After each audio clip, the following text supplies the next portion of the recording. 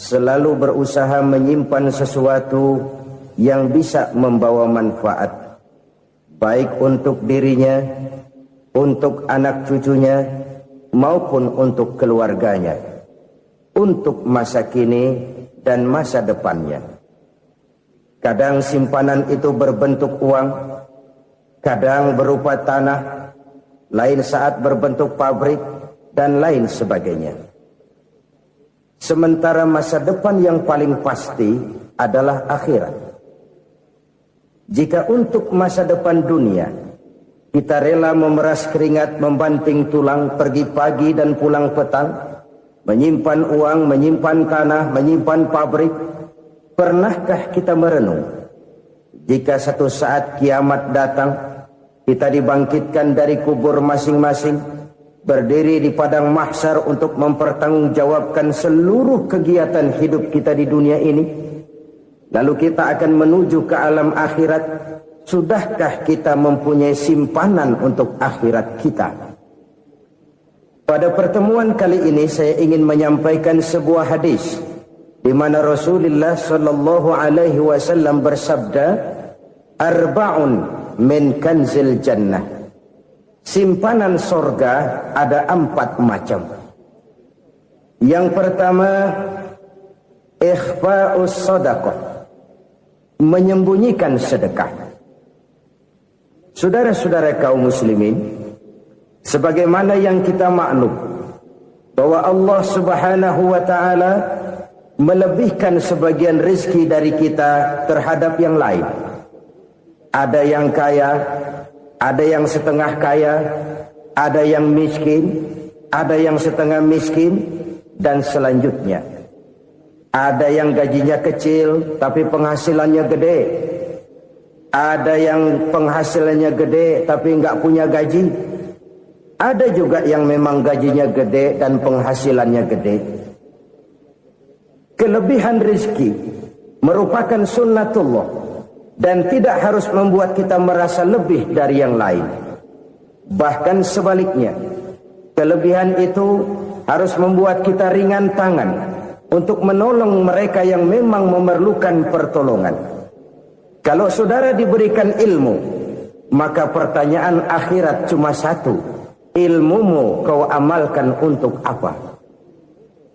Kalau saudara diberikan umur yang panjang, pengadilan akhirat juga bertanya satu: umurmu kau habiskan di mana? Tapi kalau saudara diberikan harta, pengadilan akhirat akan bertanya 2: hartamu kau dapat dari mana? Kau belanjakan kemana?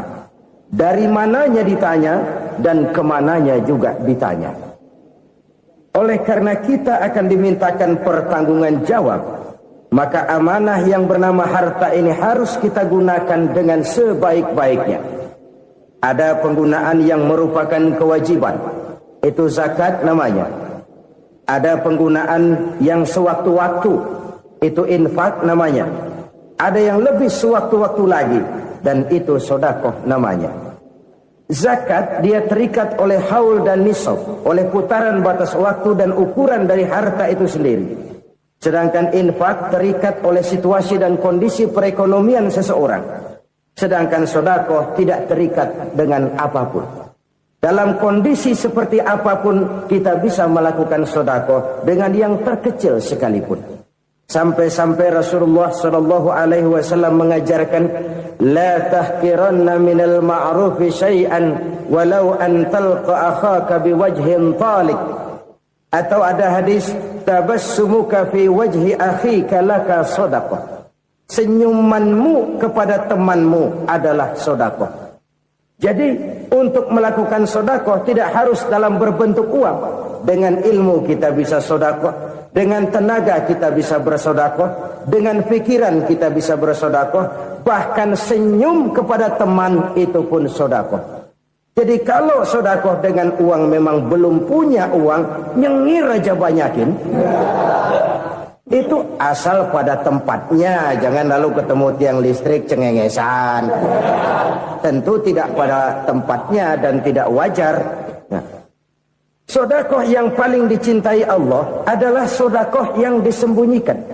Artinya, jauh dari sifat riya.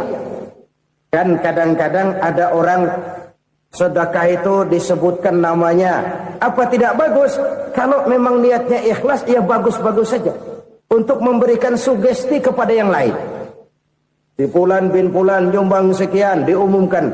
Boleh kalau niatnya untuk memberikan rangsangan kepada yang lain supaya dia menyumbang lebih besar dari orang tadi.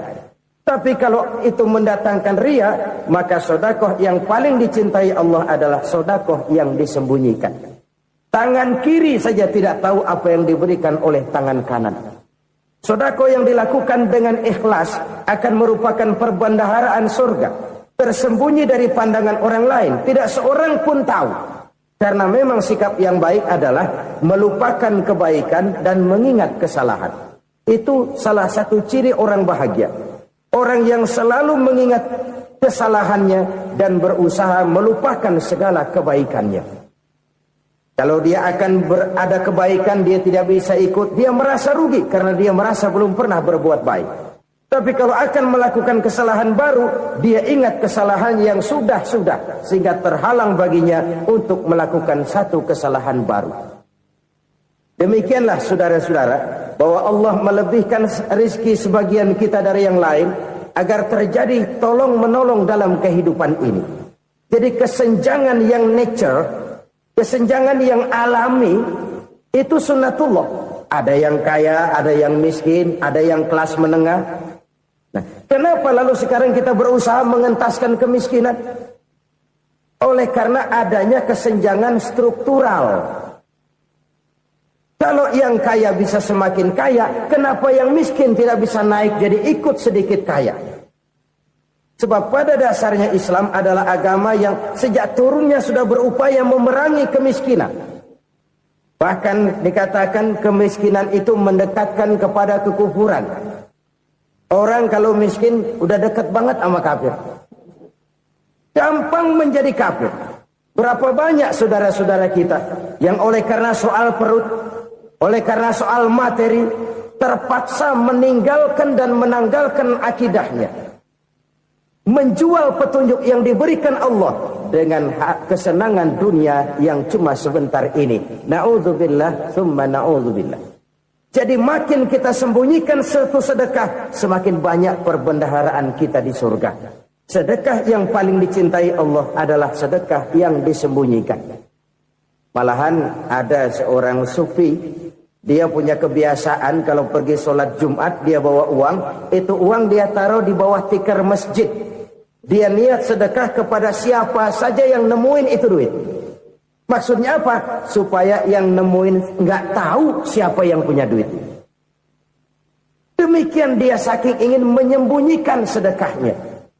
Karena sifat riya itu bisa memakan amal kita sendiri.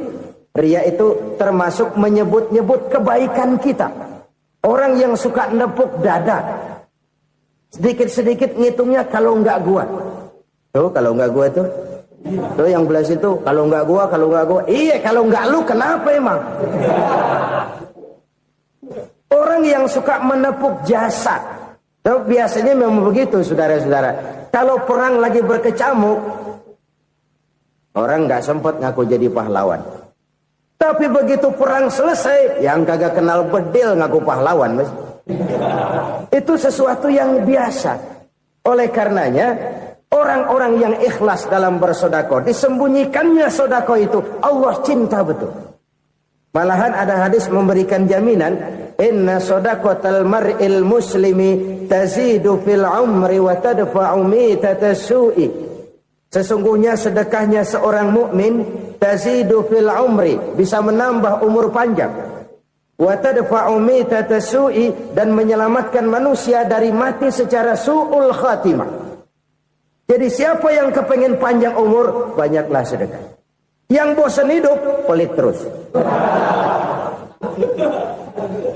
Sedekah menambah panjang umur dan menyelamatkan manusia dari mati secara su'ul khatimah. Pak, katanya umur itu nggak bisa ditambah, nggak bisa dikurangin. Kapan? Kalau ajal sudah datang. Fa idza jaa ajaluhum la yastakhiruna sa'atan wa la yastakdimun. Kalau ajal datang tidak bisa dimajukan, tidak bisa dimundurkan. Itu kalau ajal sudah datang. Tidak bisa lagi umur ditambah dikurangi, sudah datang. Tapi kalau belum datang, itu kan haknya Allah.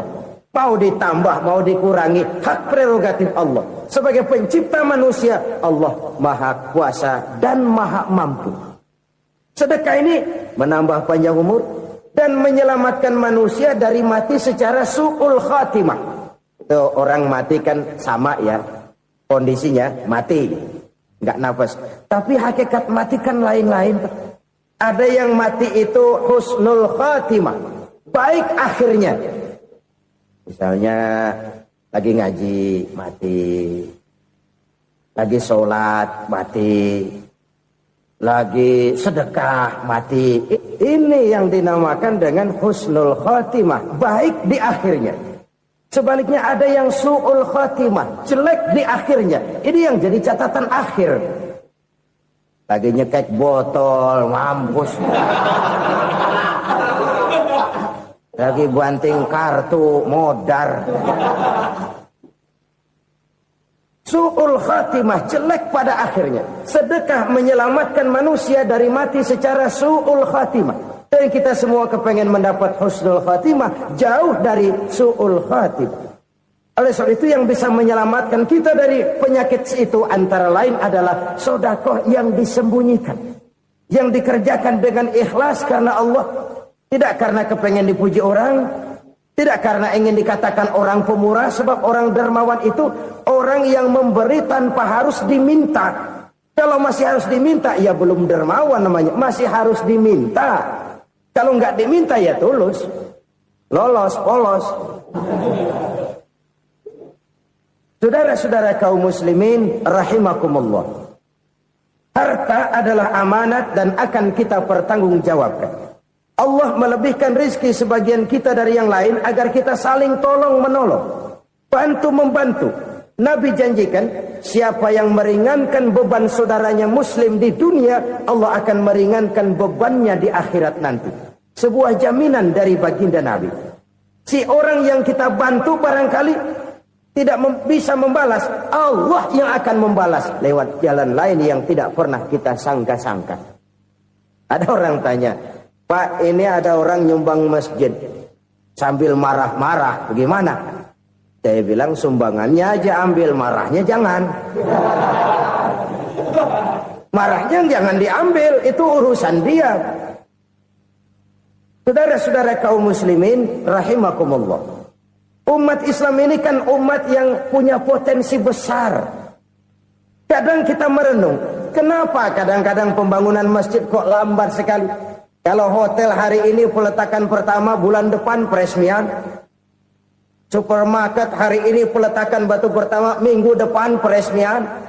Tapi kalau sudah yang namanya masjid, kadang-kadang peletakan batu pertama sekaligus jadi batu terakhir. 3 tahun, 4 tahun, campur nebar jalak di jalanan, duit dijaring kayak ikan sepat. Apa tidak ada orang Islam yang kaya? Banyak. Apa tidak ada pengusaha muslim yang jadi konglomerat? Ada. Lalu yang belum banyak itu yang komit terhadap nilai-nilai agamanya. Akhirnya kita jatuh jadi umat yang lemah. Belum ada pengusaha konglomerat muslim buka pabrik supermi cap beduk misalnya umpamanya atau pabrik kecap cap sorban supaya identitas keislamannya sedikit kelihatan. Kita jatuh jadi umat yang lemah karena potensi tidak terinventarisir dengan baik. Kita ini ibarat kompor yang cuma matengin nasi orang lain. Potensi kita dimanfaatkan oleh orang lain. Ukhuwah Islamiyah kita baru terbatas kepada silaturahmi. Ukhuwah di bidang ekonomi kita lemah. Ukhuwah di bidang kebudayaan kita lemah. Apalagi ukhuwah di bidang politik kita lebih rapuh lagi. Padahal ukhuwah itu adalah totalitas kehidupan manusia, menyangkut ipolexosbud, memerlukan nilai-nilai ukhuwah. Jadi oleh karena itu mari kita menyadari, di dalam harta kita, walaupun kita yang cari, pergi pagi, pulang sore, peras keringat, banting tulang, di sana ada harta anak yatim, di sana ada hak masjid, Di sana ada hak pesantren, di sana ada hak jihad. Berbahagialah seseorang apabila dia oleh Allah dijadikan keran. Keran itu menyimpan air, tapi tidak untuk dirinya, tapi disalurkannya kepada mereka yang memang memerlukannya. Saudara-saudara kaum muslimin rahimakumullah, ini yang pertama. Jadi perbendaharaan surga adalah menyembunyikan sedekah.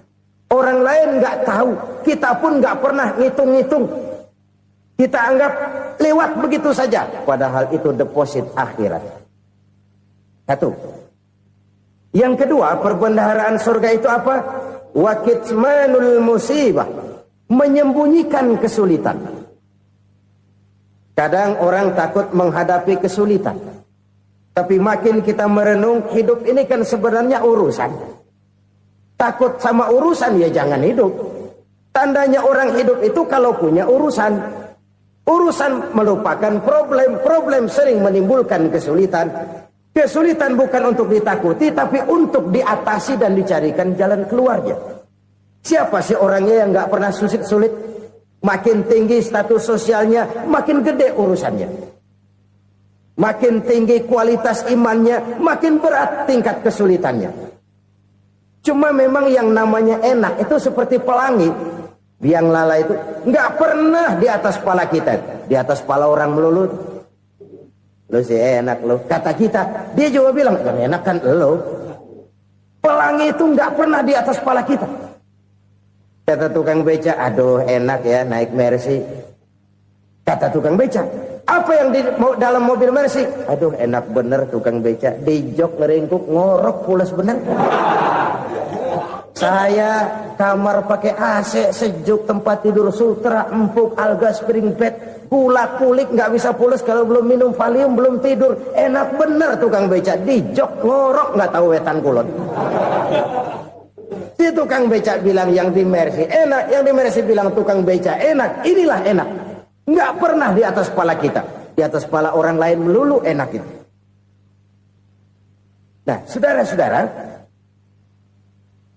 yang merupakan perbendaharaan surga itu orang yang bisa menyembunyikan kesulitan, baik pribadi ataupun rumah tangga. Nih terutama rumah tangga yang jadi soalnya. Kadang-kadang kita ini kalau senang, sebaliknya kalau senang kita diam, kalem aja, cuek. Banyak banget duit kita bawaan, diam aja udah. Malah ketemu orang takut. Tapi begitu susah, sekampung tahu. Padahal Nabi mengajarkan perbendaharaan surga itu menyembunyikan musibah, menyembunyikan kesulitan. Kalau enak, cerita sama orang-orang. Kalau nggak enak, rasain sendiri, tekan sendiri, atasin sendiri. Kita kan sebaliknya, tenang kita diam, asal lagi susah, paling tidak kita nyari teman buat cerita kesusahan. Siapa orangnya yang nggak pernah susah? Cuma soalnya bagaimana kita mengatasi kesusahan itu sendiri. Begitu juga misalnya kalau orang sudah berumah tangga, itu orang tuanya harus menjadi tempat dia cerita yang enak-enak saja. Yang nggak enak rasain berdua, selesaikan berdua, atasin berdua. Jangan dibalik. Asal senang diam, giliran susah saja. Maknya laporan. Terbalik. Bisa menjaga security informasi. Maka nama bayam keluar diem, malah seluitan. Enak amat lo makan daging ayam. Security informasi. Saudara-saudara kaum muslimin rahimakumullah. Ujian yang terberat itu yang pernah diberikan kepada para nabi, para rasul, para aulia, para ulama. Makin tinggi keimanan, makin berat bentuk kesulitan. Ayo saya kemukakan satu contoh saja. Ada seorang nabi yang kaya, nabi kaya, namanya Nabi Ayub. Iblis kalau orang begini kan keki, ibadahnya rajin, kaya. Nih yang kayak begini susah digodain. Kalau ibadahnya rajin, miskin, kali bisa disogok. Sini imannya mantap, ibadahnya rajin, kaya, nabi lagi. Tapi namanya iblis, nggak kurang akal. Laporan, Tuhan, kenapa Les? Ya ini bahasa saya, bahasa Qur'annya sih nggak gitu. Itu hambamu yang namanya Ayub, dia rajin ibadah cuma karena dikasih kaya aja. Coba kasih miskin dia, berhenti dia sembahyang. Ah, kamu bisa aja. Saya tahu Ayub itu hambaku yang ikhlas. Saya buktiin Tuhan, silahkan. Dibuktiin lah, iblis turun ke alam ini. Yang mula-mula dia lakukan, dia rusak sawah ladang Nabi Ayub. Dia binasakan binatang ternak Nabi Ayub. Sehingga dalam waktu singkat, jatuhlah Nabi Ayub dari orang paling kaya, jadi orang paling miskin. Beliau masih ibadah di mihrab dalam masjid. Datang iblis. Saudara Ayub, ya. Lagi ngapain? Ibadah. Nyembah Allah, nyembah Allah. Oh, percuma. Kenapa? Tuhan yang ente sembah nih, dia udah bikin miskin ente. Sawah ladang ente hancur lebur, binatang ternak binasa. Sekarang ente jadi orang paling miskin. Ngapain nyembah Tuhan kayak begitu? Tekor. Udah berhenti dah ibadah, berhenti ibadah. Ini iblis sama Tuhan laporannya lain, yang dikerjakan kepada Nabi Ayub juga lain. Benar begitu iblis, kata Nabi Ayub. Iya, sawah ladang saya habis, buras. Binatang ternak saya binasa, binasa. Saya miskin, bangpak. Apa jawab Nabi Ayub? Bukan innalillahi, ya, ini hebat. Alhamdulillahillazi a'tani wa akhadha minni. Segala puji bagi Allah yang telah memberikan harta kepada saya dan sekarang mengambilnya lagi. Alhamdulillah. Allah yang ngasih, Allah yang ambil. Itu mah urusan Allah. Iblis cuman ibadah jalan terus, sujud lagi Nabi Ayub. Iblis seleher gondok banget. Dasar Nabi nggak mempan dia apa-apain. Miskin malah alhamdulillah. Allah yang ngasih, Allah yang ambil. Jadi kalau kita tidak komit, kita tidak terikat kepada kaya, miskin, senang, susah, apa yang bisa bikin kita susah? Jadikan kekayaan, kemiskinan, jadikan senang, susah sebagai anak buah yang bisa kita atur. Jangan kekayaan ngatur kita, jangan kemiskinan ngatur kita. Kita yang harus mengatur mereka. Senang, susah, kaya, miskin, bahagia, sengsara, jadikan itu anak buah yang bisa kita atur. Kalau sekarang kita kaya, lain saat boleh jadi kita miskin, semiskin-miskinnya. Allah yang ngasih, Allah yang ambil. Tenaga mana yang bisa menghalangi? Ibadah jalan terus. Iblis makin gondok. Dasar Nabi loh. Akhirnya apa? Nabi Ayub dikerjain, diberikan penyakit. Demikian fatal penyakitnya. Bayangin, udah miskin, sakit. Masya Allah. Miskin, sakit. Sakitnya nggak lama, kira-kira 16 tahun. Istrinya 3, 2 mental minta ceraiin. Ngerawatin laki bengek begini. Senang belum tentu, susah udah pasti nih. Cerai aja, cerai dah. Cerai. Tinggal satu Siti Rahmah yang setia menemani beliau. Sesetia-setianya hati perempuan. Satu saat Siti Rahmah bilang, "Bang, iya, abang kan Nabi, Bang. Lalu, namanya Nabi kan doanya jarang meleset, Bang. Maksud kamu minta kenapa sih sama Tuhan biar abang sembuh baik dah, Bang?" Siti Rahmah, iya. Saya sakit berapa tahun sih dah? 16 tahun, Bang. Sebelum ini saya sehat berapa tahun? Ya kira-kira 60 tahun, Bang. Nah, coba ente banding-bandingin, Rahmah. Saya dikasih sehat 60 tahun. Dikasih sakit 16 tahun. Sudah nggak sabar mau doa kepada Allah minta sembuh. Saya malu kepada Allah. Diuji dengan yang luar biasa seperti ini, tidak mengganggu stabilitas kehambaannya. Dia tetap menghamba kepada Allah Subhanahu wa ta'ala. Saudara-saudara kaum muslimin rahimakumullah. Kunci menghadapi kesulitan itu apa? Allah jelaskan dalam satu ayat, wa basyiris sabirin alladzina iza asabathum musibah qalu inna lillahi wa inna ilaihi raji'un. Gembirakan orang-orang yang sabar Siapa mereka itu? Yang apabila mendapat musibah mereka kembali kepada keyakinan dasar, segalanya dari Allah dan segalanya akan kembali kepada Allah. Ini konsepsi dasar dari sikap muslim dalam menghadapi berbagai kesulitan. Segalanya dari Allah, segalanya akan kembali kepada Allah. Kalau ini sudah kondisi dasarnya, maka kita akan lapang menghadapi kenyataan bagaimanapun pahitnya. Apakah itu namanya miskin, apakah itu namanya sakit, bahkan maut sekalipun. Maut sekalipun. Segalanya dari Allah, segalanya akan kembali kepada Allah. Ini sikap hidup, bukan sekedar ucapan. Kita kadang-kadang menjadikannya sebagai ucapan. Mulutnya sehingga berhenti, innalillahi wa inna ilaihi rajiun, tapi nangisnya terus gerung-gerungan. Bukan itu, ini kesadaran moral. Kalau segalanya dari Allah, segalanya kembali kepada Allah, kan sebenarnya cuma nunggu giliran. Hari ini saya nyembayangin dia, entah hari apa saya disembayangin orang. Hari ini saya antar dia ke kubur, entah hari apa orang nganterin saya ke kubur. Hari ini saya tahlilkan dia, entah nanti kapan orang tahlilkan saya. Segalanya dari Allah, segalanya akan kembali juga kepada Allah. Oleh sebab itu saudara-saudara, kesulitan bukan untuk ditakuti. Kesulitan justru untuk diatasi, dicarikan jalan keluarnya. Dan tidak ada orang yang tidak pernah mendapat kesulitan. Tidak ada. Semakin tinggi status sosial, semakin tinggi kualitas keimanan, semakin besar juga tingkat kesulitan. Hanya saja bagaimana cara kita mengatasinya. Dan Al-Quran menyatakan, inna ma'al usri yusra. Di balik kesulitan itu pasti ada kemudahan. Roda itu berputar.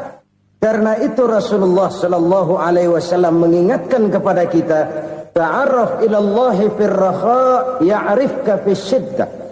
Ingatlah kepada Allah di waktu kamu senang, supaya Allah ingat kepada kamu di waktu kamu susah.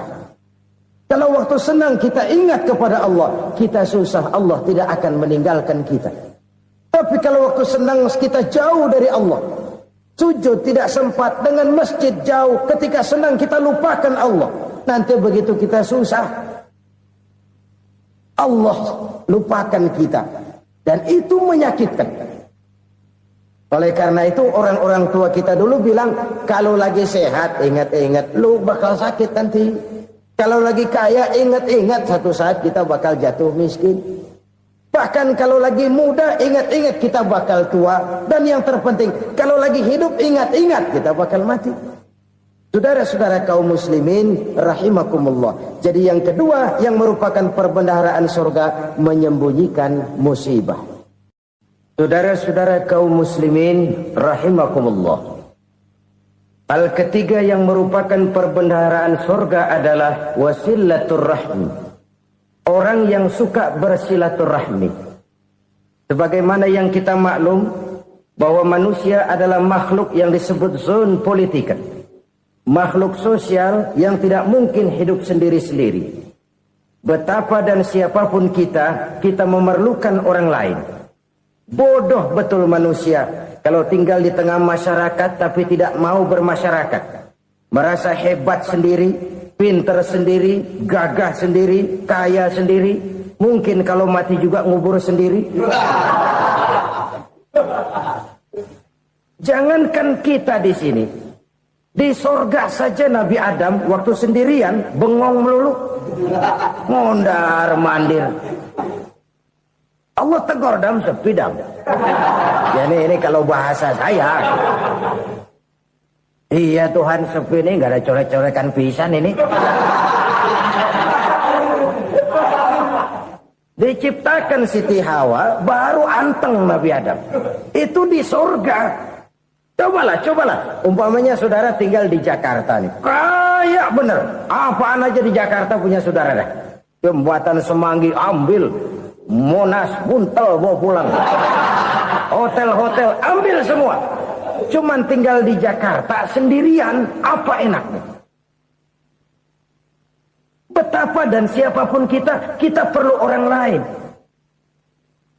Tidak ada seorang pun yang bisa memenuhi kebutuhan hidupnya secara sendiri-sendiri. Nah, Islam telah menyelamatkan manusia dari ras diskriminasi. Mengikat manusia dengan persaudaraan yang berlandaskan kepada akidah. Karena itu dianjurkan bersilaturahmi. Bahkan Nabi menyatakan, man arada ayyubsata lahu fi rizqihi wa yunsa'a fi atharihi falyasil rahimah. Siapa yang kepengen diluaskan rezekinya dan dipanjangkan usianya, banyaklah ia bersilaturahmi.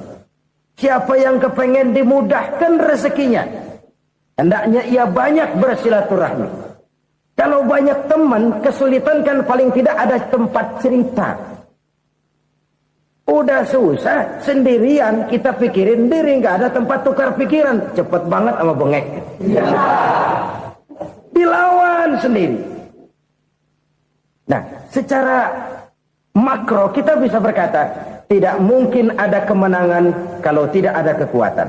Tidak ada kekuatan kalau tidak ada kesatuan dan persatuan. Tidak mungkin ada kesatuan dan persatuan tanpa semangat silaturahmi.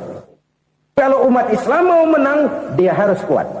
Kalau umat Islam mau kuat, dia harus bersatu. Kalau umat Islam mau bersatu, dia harus membudayakan silaturahmi ini. Bahkan sampai-sampai kata Nabi, kalau bisa cari nilai tambah. Apa? Silman qata'ak. Bersilaturahmilah kau kepada orang yang marah denganmu. Masya Allah, indahnya ajaran agama kita. Orang yang marah pun kepada kita, kata Nabi, kalau bisa bersilaturahmilah kepadanya. Kepada orang yang marah itu. Di situ nilai tambah. Cuman jujur nih hadis, ngucapinnya gampang, ngamalinnya yang berat banget. Orang marah sama kita, kita disuruh silaturahmi, ada apa malu? Lu marah, ada gue marahan lagi. Gue pikirin. Saudara-saudara kaum muslimin rahimakumullah. Tapi ini yang diajarkan, bahkan ini yang dicontohkan oleh baginda Rasul.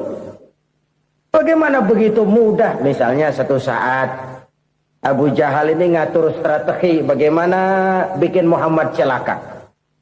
Dia gali lubang di depan tempat tidurnya. Dia tutupin daun korma. Terus dia panggil seseorang, ke sini. Kasih tahu Muhammad, pamannya sakit keras, minta ditengokin. Berangkat orang ini ke sana. Muhammad, labbaik. Pamanmu sakit keras, dia minta ditengokin. Baik, saya akan datang menjenguk beliau. Berangkatlah Nabi ke rumah Abu Jahal tanpa prasangka apapun. Abu Jahal udah pasang setil, selimut 3 rangkap setengah dipakai, persis kayak orang meriang. Tapi sembari ngintip dari balik selimut, begitu Muhammad buka pintu, nah masuk perangkap nih. Muhammad jalan menuju tempat pembaringan. Makin lama makin dekat, makin lama makin dekat, makin dekat ke lubang yang dipasang oleh Abu Jahal itu. Dalam hati Abu Jahal, terus dah jatuh, mampus dah lu ini. Mampus lu hari ini nih. Apa yang terjadi? Malaikat Jibril datang. Muhammad, pamanmu cuma pura-pura sakit. Di depan tempat tidurnya ada lubang perangkap supaya kamu jatuh ke situ. Sudah, kamu pulang. Balik kanan Nabi. Sudah hampir jatuh ke lubang, balik kanan, pulang. Bayangin kecewanya Abu Jahal. Muhammad dikit lagi, Muhammad dikit lagi. Enggak paman, saya pulang aja. Emosi bangun dari tempat tidur, enggak sadar kalau lagi pura-pura sakit. Lompat ngejar Nabi, dia lupa dengan lubang yang dia gali. Serak, nyemplung sendiri ke dalam lubang.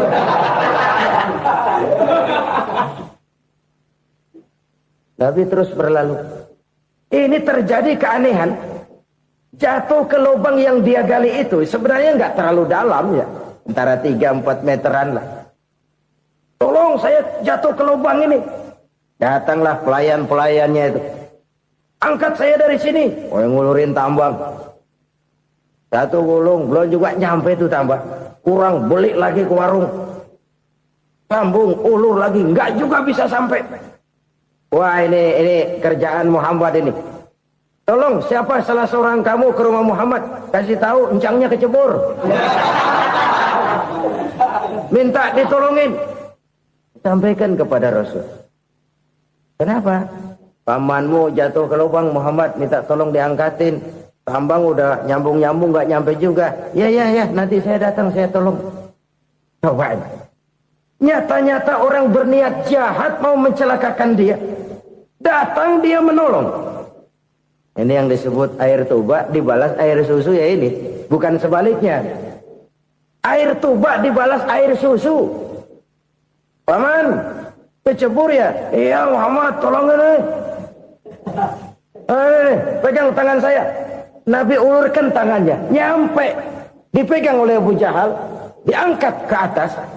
Sampai atas. Apa kata Abu Jahal? Sihirmu memang hebat Muhammad. Udah ditolongin dikata sihir. Yang enak kita kemplang kan itu orang begitu. Urusan apa? Tapi inilah akhlak.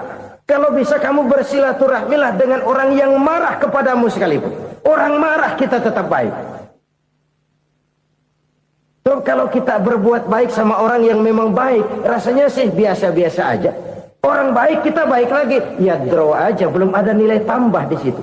Baru ada nilai tambah kalau kita bisa berbuat baik kepada orang yang nyakitin kita. Itu namanya kita setingkat di atas dia. Dia sakitin kita, kita berbuat baik sama dia.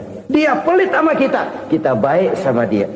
Dia marahin kita, kita deketin dia. Di situ kita punya nilai tambah. Jadi siapa yang ingin diluaskan rezekinya kata Nabi dan dipanjangkan umurnya, hendaklah ia banyak-banyak bersilaturahmi. Sederhana sebenarnya silaturahmi, tapi silaturahmi membangkitkan semangat kesatuan dan persatuan. Kesatuan dan persatuan melahirkan kekuatan. Dalam matematika 1 ditambah 1 pasti 2. Tapi di tengah masyarakat 1 orang takut ditambah 1 orang takut, hasilnya jadi 2 orang setengah berani. Kenapa setengah berani? Karena udah berdua. Tadi pan takut sendirian. Kalau dia kumpul turu-turu takutlah jadi berani. Kita yang lemah, kita yang tidak berdaya, kita yang miskin, kalau mau kompak bersatu, apa yang nggak bisa kita kerjain? Apalagi tinggal di kota besar, pilihan cuma 2. Bertahan atau minggir. Bertahan atau minggir. Untuk bisa bertahan harus mampu bersaing. Untuk mampu bersaing harus punya keahlian. Keahlian harus ditunjang dengan pendidikan, ditambah oleh kekompakan sebagai umat. Udah miskin mencar mulu, orang injak kita. Orang nggak pandang urusan apa malu. Oleh karena itu silaturahmi pada hakikatnya merupakan ruh dari ukhuwah yang diajarkan oleh agama kita.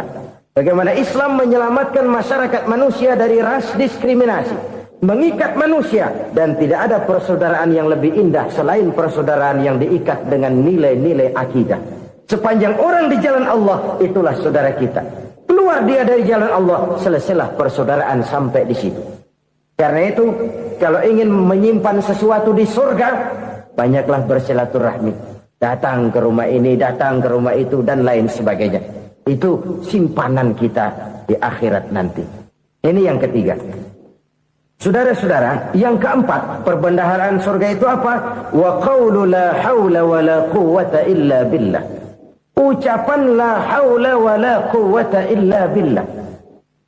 Ibadah kan ada yang berat, modalnya besar. Bangun masjid berat, modalnya besar. Bangun rumah sakit berat, modalnya besar. Ada ibadah yang berat, tapi modalnya ringan. Misalnya puasa. Puasa itu berat, mengendalikan nafsu. Kalau sekedar nggak makan nggak minum sih enteng, mengendalikan nafsu.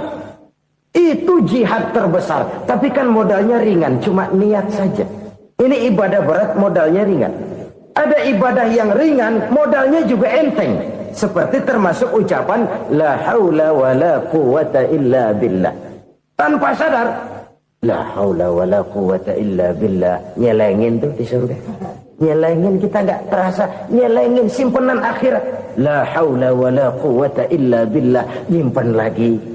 Kaget, la haula wa la quwwata illa billah, nyimpan lagi, banyak simpanan. Walaupun sebenarnya yang dimaksud di sini adalah kesadaran batin bahwa tidak ada daya dan kekuatan kecuali Allah. Itu intinya. Kita memulai pekerjaan disunahkan baca bismillah, kan begitu. Apa itu? Kesadaran moral Bahwa ini saya bisa kerjakan. Saya kerjakan ini dengan menyebut nama Allah. Kenapa? Kalau Allah tidak memberikan daya dan kekuatan, mana mampu saya kerjakan ini. Maka saya kerjakan ini dengan menyebut nama Allah. Bismillah. Kesadaran moral. Manusia hanya wajib berusaha, tapi nggak pernah wajib berhasil. Banyak hal-hal yang kalau kita renungkan secara rasio nggak mungkin. Tapi jadi kenyataan. La haula wa la quwata illa billah. Tidak ada daya dan kekuatan kecuali bagi Allah semata-mata. Kesadaran moral akan kelemahan dan keterbatasan makhluk bernama manusia. Kadang kita kagum dengan otak, tapi kita sering lupa sama yang bikin otak. Padahal bagaimanapun hebatnya otak, yang bikin otak pasti lebih hebat dari otak. Nggak percaya, silahkan otak-otakan. Inilah kecenderungan. Kita kagum dengan pesawat-pesawat mutakhir, bukan main, besi gede banget terbang itu. Alangkah hebatnya. Lalu apa yang bikin otak tidak lebih hebat dari itu semua? Kita puji laut. Apa yang bikin laut tidak lebih hebat dari laut itu? La haula wa la quwata illa billah. Tidak ada daya dan kekuatan kecuali Allah. Apa yang bisa kita lakukan? Kalau tidak karena daya dan kemampuan yang diberikan oleh Allah kepada kita. Lahirlah sikap tawadu, rendah hati. Tidak melonjak menjadi angkuh dan sombong. Sadar akan kelemahan dan keterbatasan diri. Sebagai makhluk yang diciptakan oleh Allah subhanahu wa ta'ala. Jadi satu sisi ini ucapan yang berpahala. La haula. Jadi wiridan. Pada sisi lain ini kesadaran moral. Sikap mental, kesadaran batin, bahwa yang punya daya dan kekuatan itu cuma Allah. Kita nggak pantas untuk sombong, sebab sombong itu pakaiannya Allah. Kita nggak sedang pakai pakaian Allah, kegedean. Dan makin kita renungi, makin terbentur. Apa sih yang bisa kita sombongin? Kita mau sombong apa? Kaya? Pintar, itu kan semua relatif. Di atas langit masih ada langit lagi. Jadi oleh karenanya, marilah kita menyadari. Manusia hanya wajib berusaha, tapi tidak pernah wajib berhasil. Yang berusaha saja tidak wajib berhasil, apalagi yang tidak berusaha. Islam bukan agama orang pemalas yang selesai sholat lalu enggelohom, enggelenggem ayem-ayem. Tapi Islam bukan agama orang sombong yang setelah berusaha lalu tidak memerlukan Allah. Kita bisa saja bikin proyeksi, tahun sekian kita bakal panen besar menurut perhitungan otak. Tapi ada kejadian lain. Apa? Tikus ngambek.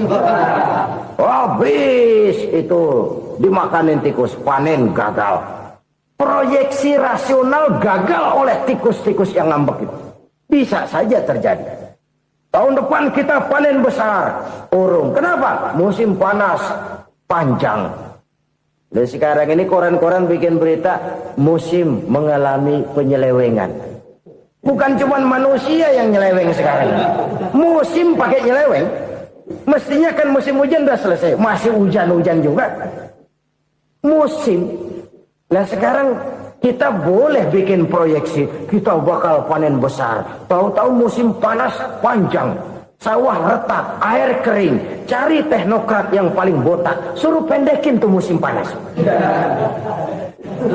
La haula wa la quwata illa billah.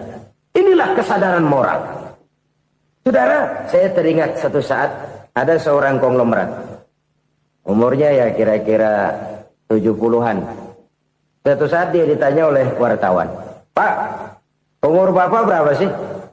Ya paling 10 tahun. 10 tahun? 10 tahun? Anak Bapak berapa orang? Satu saja? Satu. Harta Bapak berapa? Ya paling-paling bangsa 7 juta kali. 7 juta? Iya. Pak, kenapa Bapak bohongi saya? Bapak punya buku biografi. Koran-koran, majalah-majalah banyak memuat cerita riwayat hidup Bapak. Saya tahu umur Bapak 70. Kenapa bilang cuma 7 tahun? Saya tahu anak Bapak 8. Kenapa cuma bilang 1? Saya tahu harta bapak miliaran, mungkin triliunan, pabrik di mana-mana, bank di mana-mana. Kenapa bilang uang bapak cuma 7 juta? Nah, kata si konglomerat tadi, kamu benar nak, kamu benar. Umur saya kalau jumlahnya memang 70 nak. Cuman ingat-ingat saya, baru 7 tahun terakhir ini saya sujud. Baru 7 tahun terakhir ini saya berusaha dekat dengan Allah. Saya laksanakan perintahnya, saya jauhi larangannya. 7 tahun inilah rasanya yang ada nilainya di hadapan Allah. Yang 63 tahun matong, kelabu, kelem umur gue. Habis untuk maksiat, untuk munkarat. Maka ketika ditanya tadi, umur saya 7 tahun itu. Oh begitu Pak. Oh iya. Lalu anak Pak. Anak bapak kan 8. Kenapa bilang cuma 1? Nah, kalau jumlah hitungannya memang anak saya 8. Tapi dari 8 orang ini rasanya cuma 1 nih. Yang bakal jadi buah hati, belahan jantung. Pelanjut cerita, penerus sejarah. Bakal jadi anak soleh yang akan mendoakan saya. Cuma 1 rasanya anak saya nih yang bakal jadi buah hati saya. Besar-besaran saya. Yang akan mendoakan di kubur saya. Yang akan mendoakan di akhirat saya. Yang 7 orang mana? Masya Allah, yang atu tenggeng, yang atu nyekek botol mulu, yang atu nggak karu-karuan. Makanya saya bilang 1 anak saya yang akan bisa mendoakan saya. Oh begitu Pak. Iya. Nah harta Pak, harta bapak kan triliunan, pabrik bapak di mana-mana, uang bapak hampir di tiap bank-bank besar. Kenapa bilang cuma 7 juta? Betul kau nak. Harta saya kalau jumlahnya memang miliaran, triliunan mungkin. Tapi yang saya ingat baru 7 juta tuh yang saya belanjakan di jalan Allah. Saya nyumbang masjid, saya santuni yatim piatu, saya bantu pembangunan pesantren, saya bantu pembangunan rumah sakit Islam. Itu yang akan saya bawa pulang ke akhirat, yang 7 juta itu. Yang triliunan itu nanti akan diperebutkan oleh anak-anak saya sebagai waris saya. Jadi harta saya 7 juta itu yang bakal nemenin saya di akhirat. Yang akan saya bawa pulang jadi teman saya. Saudara-saudara kaum muslimin, jangan-jangan orang tua itu adalah kita-kita ini. Jangan-jangan kita-kita ini adalah orang tua itu. Jangan-jangan itu potret dari diri kita masing-masing. Dari sekian umur yang diberikan Allah, berapa tahun yang ada nilainya di hadapan Allah? Dari sekian anak-anak yang merupakan amanah, berapa yang akan mendoakan kita sebagai orang tuanya menjadi anak soleh? Dari sekian banyak harta yang diberikan Allah, berapa yang akan kita bawa pulang menghadapnya nanti, yang kita belanjakan di jalan Allah? Ini sebuah potret kehidupan. Karena itu kita kembali kepada la haula wa la quwata illa billah. Kita wajib berusaha, kita wajib berikhtiar. Selebihnya, segala daya dan kekuatan hanya milik Allah saja semata-mata. Satu kesadaran batin dari setiap pribadi muslim. Setelah ia berusaha dan berikhtiar, ia menyerahkannya kepada Allah Subhanahu wa ta'ala. Jadi, satu sisi ini merupakan wiridan ucapan yang mengandung pahala. Pada sisi lain, ini merupakan sikap batin dari seorang muslim di dalam ia menghadapi realitas kehidupan ini. Saudara-saudara kaum muslimin, rahimakumullah. Kalau ini kita jadikan satu basis kehidupan, maka ini akan menyelamatkan manusia dari kemungkinan tergelincir menjadi orang yang lupa diri dan lupa darat. Sebab itu Imamul Ghazali berpesan, jadidis safinah fa innal bahra amiq, wa khuziz zad fa inna safara ba'id, wa khaffifil hamla fa innal hamla sadid. Perbarui selalu kapalmu karena lautan sangat dalam. Bawa bekal yang banyak karena perjalanan ini sangat jauh. Ringankan beban karena kebanyakan beban akan menyakitkan. Alangkah indah kalimat ini, alangkah dalam makna yang terkandung di sana. Perbarui selalu kapalmu karena lautan sangat dalam. Apa artinya ini? Jaga mentalmu baik-baik. Pelihara imanmu baik-baik karena hidup penuh cobaan seperti lautan. Kita kalau berlayar di lautan kan kadang-kadang tenang, angin bertiup sepoi-sepoi basah. Jika malam datang bintang gemintang bertabur menghias cakrawala. Rembulan memantulkan sinarnya dengan indah. Dalam keadaan begitu berlayar enak. Tapi lain saat ombak menggunung, halilintar menyambar, angin topan bertiup. Berapa banyak sudah saudara-saudara kita yang tenggelam di lautan dunia tanpa sadar bahwa dia belum sampai kepada pantai yang akan dituju. Berapa banyak sudah saudara-saudara kita yang tenggelam di lautan dunia ini tanpa sempat bangkit lagi. Dia menyangka sudah sampai kepada tujuannya. Hati-hati kapal jangan sampai bocor karena lautan sangat dalam. Iman ini jaga baik-baik karena hidup penuh dengan ujian. Wa khuzizat fa inna safara ba'id. Bawa bekal yang banyak karena perjalanan sangat jauh. Saudara mau ke Bandung, bawa duit. Saudara mau ke Surabaya, banyakkan lagi duitnya. Saudara mau ke Mekah, gepokan, iketan tuh duit nggak lembaran lagi. Makin jauh perjalanan, makin banyak bekal yang harus kita bawa. Kalau saudara dari Jakarta mau ke Surabaya, kagak bawa duit berangkat juga, itu sih bukan berani namanya, nekat. Sampai Surabaya belum tentu, sengsara di jalan udah pasti. Kenapa? Nggak bawa bekal berangkat. Sama juga kita nih, misalnya belum sempat sembahyang, mati. Waduh, berani banget orang. Belum punya bekal, mati. Sengsara di jalan. Atau bekal tidak cukup. Dari Jakarta saudara mau ke Surabaya, bawa duit 500 perak. Paling jauh Cikampek nyampenya itu. Paling jauh itu. Antara jauhnya perjalanan dengan bekal yang saudara bawa tidak seimbang. Hidup ini perjalanan panjang. A walking tour. Dimulai dari alam arwah. Sebelum jasad diciptakan, roh diciptakan lebih dulu. Dari situ pindah ke alam rahim. Dari alam rahim pindah ke alam dunia. Dari alam dunia pindah ke alam barzah. Baru menuju akhirat. Satu perjalanan panjang. Kalau bekal tidak bawa, sengsara di jalan. Bawa bekal yang banyak karena perjalanan ini sangat jauh. Wa khaffifil hamla, ringankan beban karena beban itu cuma akan menyulitkan. Kalau bekal itu sih keperluan, tapi beban nggak kita perluin, cuma ngeberat-beratin. Apa ini beban? Dosa. Kecurangan, kebatilan, kezoliman, ketidakadilan, kesewenang-wenangan. Itu akan jadi beban kita di akhirat. Alangkah celakanya, perjalanan panjang, bekal tidak bawa, beban kelewat banyak. Alamat sengsara di jalan. Pahala tidak ada, dosa berlipat ganda. Na'udzubillah, summa na'udzubillah. Kalau kita rangkum nasihat Al-Ghazali dengan kisah si konglomerat tadi, kita akan mengambil kesimpulan. Pertama, bekal terbaik dalam menghadapi gejolak kehidupan ini tidak lain adalah iman. Yang kedua, pahala dan dosa. Dua hal kontroversial. Pahala adalah bekal, dosa adalah beban. Tapi kita sekarang kan tidak begitu terangsang kepada yang abstrak.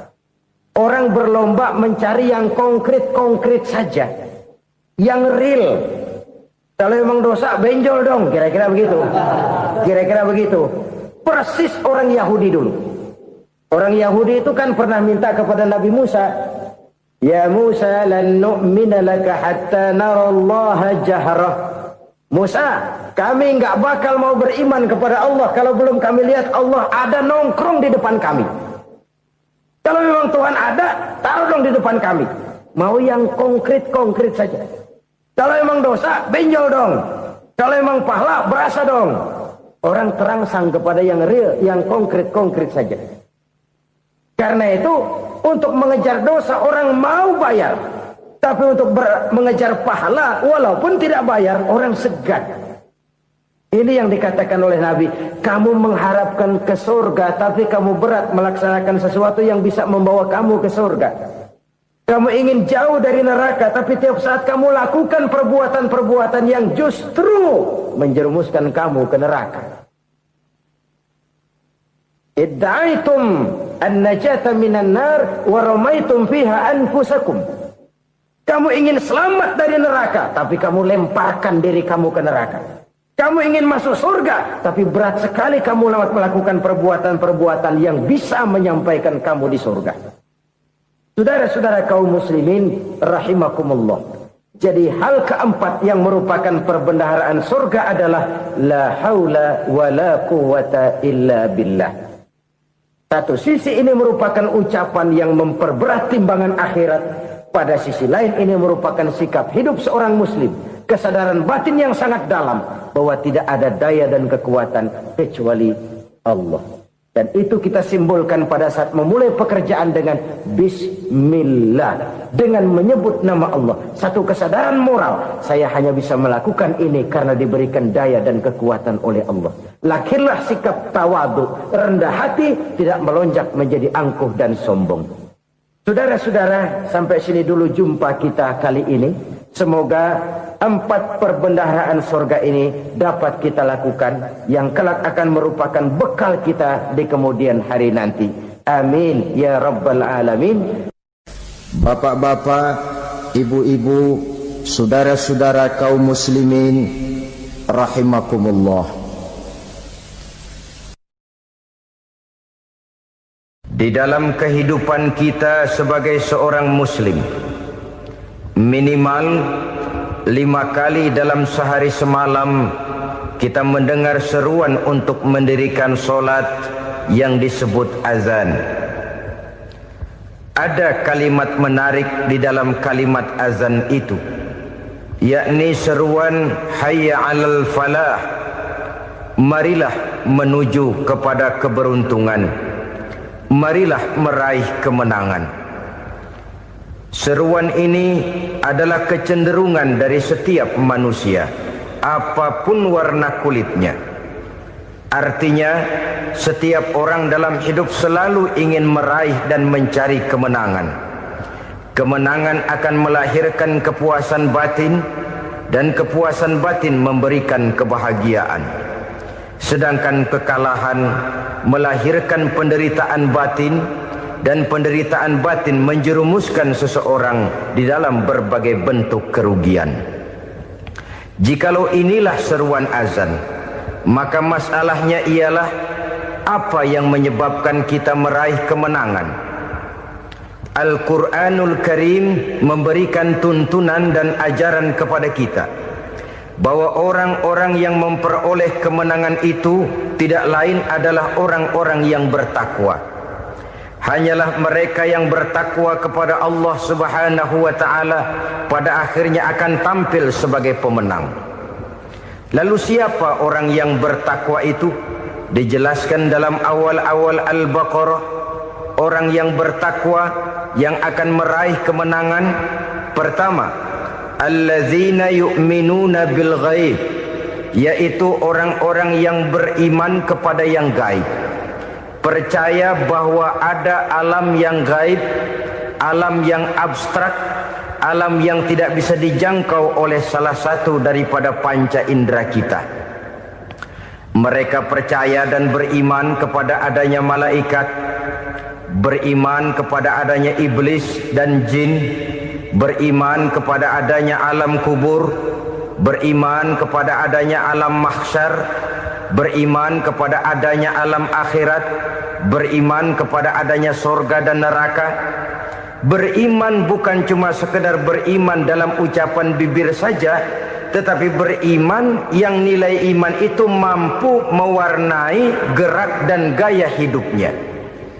Iman yang meresap sampai ke tulang sumsum, kemudian memberikan dampak positif di dalam kehidupan manusia. Alam, kita tahu, adalah sesuatu yang selain Allah, dan Allah bukanlah alam. Apapun namanya selain daripada Allah, itu adalah alam. Alam pada hakikatnya terbagi menjadi 2. Ada alam syahadah, alam nyata, alam konkret, alam yang bisa dijangkau oleh salah satu indera kita. Kemudian ada alam ghaib, alam yang tidak bisa dijangkau oleh panca indera kita, alam metafisika, alam abstrak, alam yang wajib kita imani keberadaannya. Kita percaya bahwa malaikat itu ada, Kita percaya kepada jin, bahwa jin itu ada. Kita percaya kepada adanya iblis dan setan. Bukan percaya kepada iblis dan setannya, percaya bahwa iblis dan setan itu ada. Itu termasuk salah satu daripada sifat orang yang bertakwa kepada Allah. Saudara-saudara kaum muslimin rahimakumullah, kecenderungan pembangunan yang lebih bersifat materialistis biasanya menggeser aspek kehidupan rohani. Orang berpikir empiri, dan dalam pola pikir yang demikian maka alam gaib tidak lagi mendapat perhatian. Aspek kehidupan yang bersifat rohaniah malah mulai ditinggalkan. Akibatnya terjadilah kepincangan di dalam kehidupan kita. Pernah ada satu pengalaman pribadi dalam perjalanan kembali ke tanah air. Dalam pesawat di sebelah kanan saya duduklah seorang Jerman namanya Heiner Simonsen. Iseng saya ajak kenalan, saya ajak ngobrol, saya tanya dia. Saya bilang, Mas Heiner ini, kalau pesawat yang kita tumpangi ini jatuh ke bawah, kira-kira apa yang bakal terjadi, Mas? Dia bilang, kita semua akan mati. Begitu? Iya. Oke. Apa itu mati? Tanya saya. Dia bilang, untuk tahu apa itu mati, kita harus tahu lebih dahulu apa itu hidup. Saya pikir nih bule bisa ngomong juga. Baiklah kata saya. Apa hidup menurut Anda itu? Oh, hidup itu dia bilang, kalau seluruh anggota badan kita bekerja secara normal, paru-paru memompa darah secara normal, jantung berdetak secara normal, sel-sel tubuh bekerja secara fit, dan organisme tubuh hanya mau bekerja secara normal, dia bilang, kalau kita memberi makan yang cukup, menu yang teratur, dan gizi yang lengkap. Saya bilang, kesimpulannya apa, Ner? Dia jawab, hidup adalah dari tangan ke mulut. Life is from the hand to the mouth, kata dia. Hidup adalah dari tangan ke mulut. Jadi masalah hidup tidak lebih daripada masalah isi perut. Orang pergi pagi, pulang sore, peras keringat, banting tulang, perut yang dibelain. Saya bilang, you are wrong. Sampean salah, Ner. Kamu orang Islam bukan? Bukan. Pantas.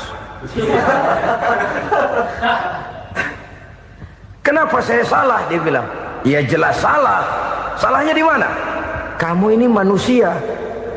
Kalau hidup cuma dari tangan ke mulut, saya bilang, kambing di kampung saya juga begitu pikirannya, Ner. Itu kambing di kampung saya, asal perutnya kenyang, sudah hidup dia. Perkara besok bagaimana, lusa prospeknya macam mana, bulan depan ada apa, kambing nggak pernah mikir. Di kampung saya kambing juga pikirannya begitu. Kamu Kristen ya? Tadinya.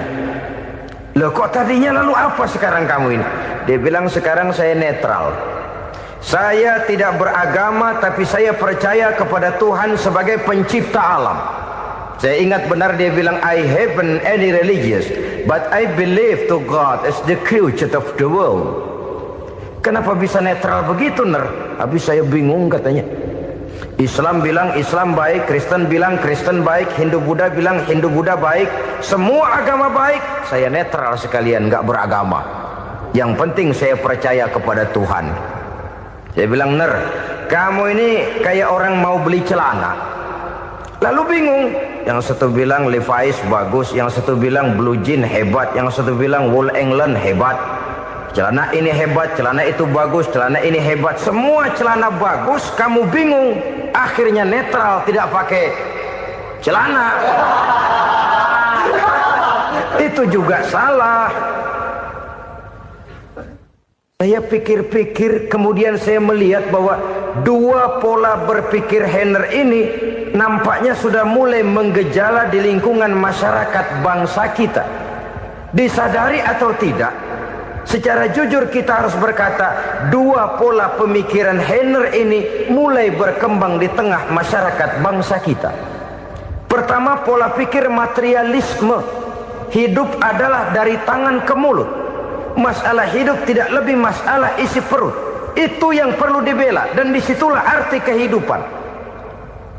Pergi pagi, pulang sore, peras keringat, banting tulang untuk mempertahankan perut. Kalau sudah kemari cara orang berpikir, maka buat apa percaya kepada yang gaib? Untuk apa sholat? Untuk apa puasa? Untuk apa zakat? Untuk apa menghadiri majelis taklim?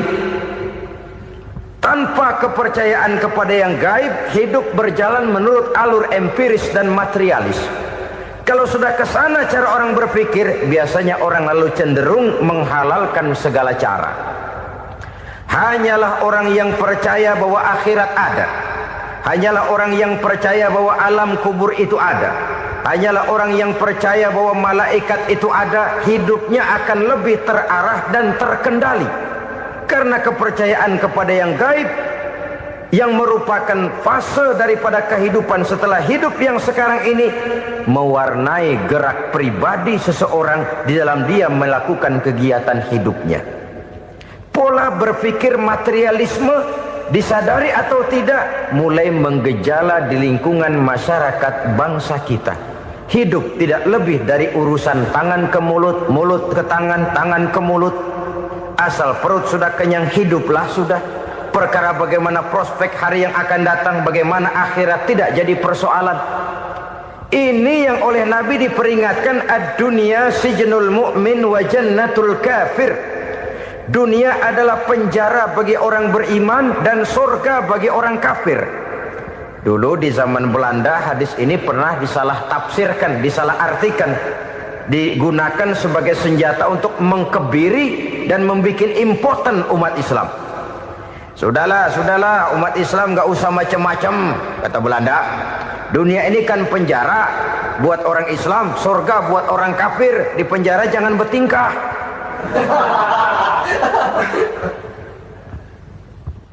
Pengertiannya tidak begitu. Dunia adalah penjara bagi orang mukmin. Artinya dalam kehidupan dunia seorang mukmin tidak bebas memperturutkan hawa nafsunya. Di penjara hawa nafsunya itu. Sebaliknya, surga bagi orang-orang kafir. Buat orang kafir, surgalah dunia ini. Mereka bebas memperturutkan hawa nafsunya. Dilarang tidak terlarang, dicegah pun tidak tercegah. Mereka hidup menurut alur bisikan nafsu mereka sendiri. Kemudian bila ajal datang, maut merenggut nyawa, selesailah surganya sampai di situ. Maka bagi orang-orang yang tidak percaya kepada adanya akhirat, kepada adanya alam gaib, surganya sebatas umurnya. Sekali lagi, surganya sebatas umurnya.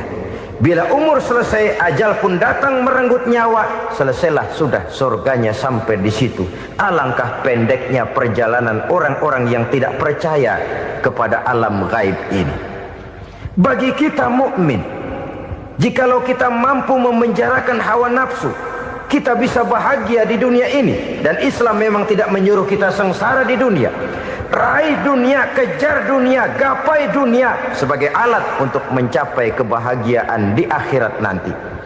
Hidup adalah satu perjalanan panjang yang terbentang sejak kita terlahir dari alam rahim sampai kepada alam akhirat nanti. Andai kata kita gagal meraih kebahagiaan di dunia, toh kita masih punya akhirat. Tapi jangan jadi dalil yang melemahkan semangat. Biarin dah kita di dunia kebelangsak, yang penting akhirat. Akhirnya dunia benar-benar kebelangsak. Bagaimana dunia ini bisa kita raih, dan bagaimana meraih dunia untuk menunjang kepentingan akhirat nanti. Yang kedua, dari pikiran Heiner yang saya lihat menggejala di lingkungan masyarakat bangsa kita, timbulnya manusia-manusia netral. Seolah-olah Tuhan yes, agama no. Sama Tuhan percaya, agama ogah. Tuhan ngangguk, giliran agama godeng. Padahal hampir dalam setiap ayat dalam Quran, kata-kata amanu biasanya bergandeng dengan wa amilus shalihat. iman dan amal soleh. Ini sebagai isyarat Tuhan dan agama jangan pernah dipisah-pisah. Apabila kita bertuhan, maka kita harus beragama. Apabila kita beragama, maka agama itu harus bersumberkan dari Tuhan yang kita imani itu. Tidak mungkin kita pisah, Tuhan yes, agama no. Sama Tuhan percaya tapi agama bikin sendiri. Sembayangnya cukup bengong 2 jam madep ngulon.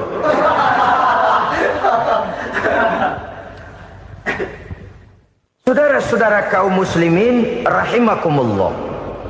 Jadi dengan demikian, agama yang kita akui merupakan unsur mutlak di dalam pembangunan sekarang ini, merupakan bagian dari kehidupan yang menuntun kita bahwa di balik alam nyata ini, di balik alam syahadah ini ada alam gaib.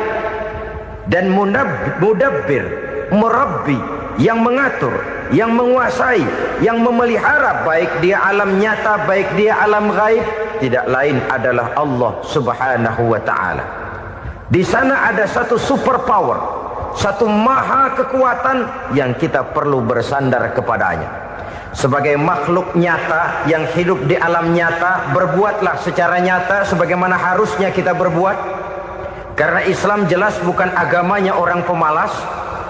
Islam jelas bukan agamanya orang yang mengajarkan setelah selesai sholat boleh duduk, nggelenggem ayam-ayam, ndelohom, menghitung bintang di langit sambil menunggu keajaiban. Tidak.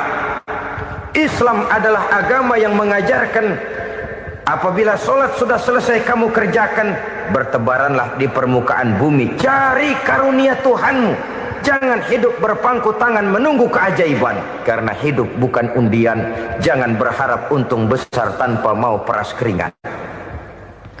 Tapi di sebalik itu toh kita juga harus yakin bahwa di sisi usaha nyata yang kita lakukan ada satu super power, satu maha kekuatan gaib yang menentukan berhasil dan tidaknya usaha kita. Kepercayaan kepada hal semacam inilah yang mendorong kita untuk mempunyai sandaran vertikal, agar jikalau usaha ini berhasil kita tidak lupa diri dan lupa daratan. Jikalau usaha ini gagal kita tidak putus asa dan buruk sangka, tidak cupik pandangan dan sempit hati, tapi mampu melihat persoalan dengan kacamata putih sambil husnuzon kepada Allah Subhanahu wa ta'ala. Kita percaya malaikat itu ada. Ada yang namanya raqib dan atid, mengawasi gerak hidup kita sampai kepada gerak hati kita. Ini memberikan sugesti agar kita berhati-hati. Tidak sejengkal tanah pun kita bisa berlindung dari pengawasan raqib dan atid. Ada munkar nakir yang akan menyoal kita di alam kubur. Ada malaikat malik, penjaga neraka. Ada malaikat ridwan yang menjaga surga. Kita percaya kepada adanya jin, kita percaya kepada adanya setan, iblis. Percaya kepada adanya, bukan mempercayai si setan, si iblis lalu menjadikannya sebagai teman. Tidak. Percaya bahwa mereka itu ada dan merupakan makhluk Allah yang gaib, yang diciptakan Allah Azza wa Jalla. Kepercayaan kepada alam gaib memberikan motivasi terhadap gerak lahir manusia, sehingga dengan motivasi kepercayaan kepada yang gaib, gerak lahir jadi lebih terarah, jadi lebih terpelihara. Pernah seseorang bertanya, "Pak, apakah adanya akhirat bisa dibuktikan secara ilmiah?" Saya bilang tidak bisa, tidak bisa. Kenapa? Karena yang berangkat nggak pernah pulang kembali lagi.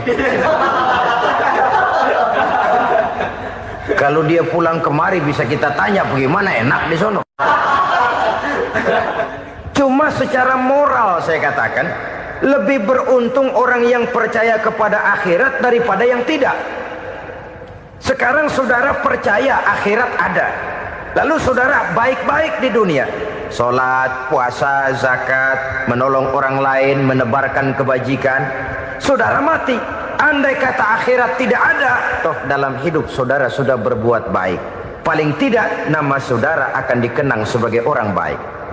Sebaliknya, saudara percaya, kata saya, bahwa akhirat tidak ada, lalu hidup semau-maunya, tenggelam dalam maksiat dan munkarat, menentang Allah, tidak mau ruku dan sujud, lalu saudara mati, kemudian akhirat ada, ayo mau apa? Bekal tidak punya. Jadi secara moral lebih beruntung orang yang percaya kepada adanya akhirat daripada yang tidak percaya. Dan itu alam gaib yang tidak bisa dibuktikan secara eksat. Jangankan untuk membuktikan seperti itu, dalam kehidupan sehari-hari saja yang kita rasakan tidak selalu berbentuk toh. Angin, bagaimana sih bentuknya angin? Kita tidak tahu. Merah, buktinya kalau dikerok merah. Yang merah itu kulit, yang kulit kita bukan anginnya.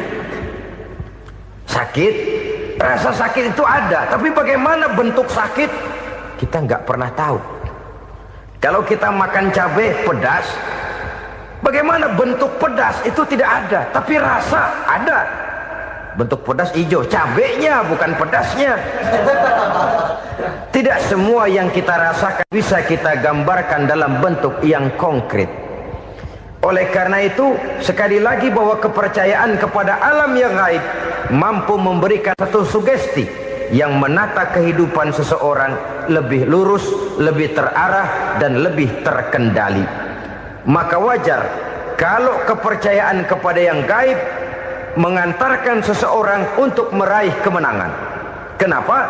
Dia percaya kepada yang gaib, bahwa akhirat ada, bahwa alam kubur ada, bahwa pertanggungan jawab itu ada. Maka dia lalu tidak hidup saenae udele dewe itu loh. Tidak hidup menurut seleranya sendiri, terarah, teratur. Ini cirinya yang pertama, orang bertakwa yang akan meraih kemenangan, mereka beriman, mereka percaya kepada yang gaib. Bahkan hal-hal konkret saja selalu berangkat dari yang gaib. Saudara-saudara, para remaja, para pemuda sekarang ini tidak pernah tahu toh siapa yang akan jadi teman hidup saudara. Kita bisa saja ngerancang, mentargetkan, tapi toh akhirnya yang namanya jodoh bukan kekuasaan kita.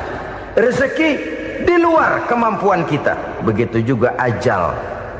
Maut, jodoh, ajal adalah contoh-contoh konkret bahwa pada akhirnya yang gaiblah yang menentukan. Bertahun-tahun ngelancong, emang jodoh seret, nggak jadi.